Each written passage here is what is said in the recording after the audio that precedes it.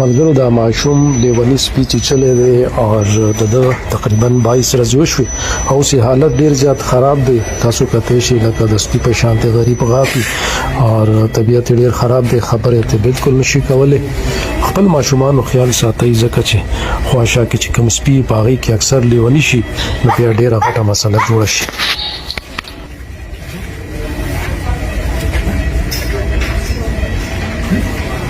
اس video میں آپ دیکھ سکتے ہیں ایک چھوٹا بچہ ہے اور وہ کتے کی طرح آواز نکال رہا ہے اور کتے کی طرح زبان بھی نکال رہا ہے.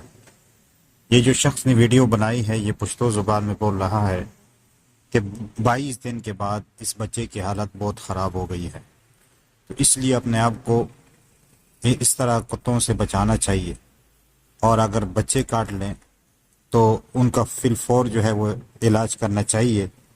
اور اس سے ایک ہمیں اسلام کا ایک معجزہ سامنے ظاہر ہوتا ہے، وہ یہ ہے کہ اسلام نے کتے کا جوتا جو ہے وہ ناپاک قرار دیا ہے.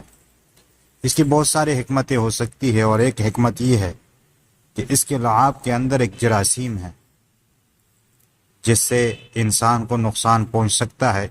اس لیے اسلام نے کتے کا جوتا جو ہے وہ ناپاک قرار دیا ہے. تو یہ اسلام کی حقانیت کی دلیل ہے اور اس طرح کتوں سے اپنے آپ کو دور رکھنا چاہیے. لیکن آج کل مسلمان غیروں کو دیکھ کر وہ بھی کتے جو ہے وہ پالنا انہوں نے شروع کیا ہے. تو اللہ سے دعا ہے کہ اللہ تعالی ہمیں دین اسلام سمجھنے اور دین اسلام پر عمل کرنے کی توفیق عطا فرمائے اور ساتھ ساتھ میں یہ پیغام اوروں تک بھی پہنچائے تاکہ ان کے بچے محفوظ ہو جائے اور ان کی زندگی بھی بچ جائے. اللہ تعالی ہم سب کا حامی اور ناصر ہو. آمین ثم آمین یا رب العالمین.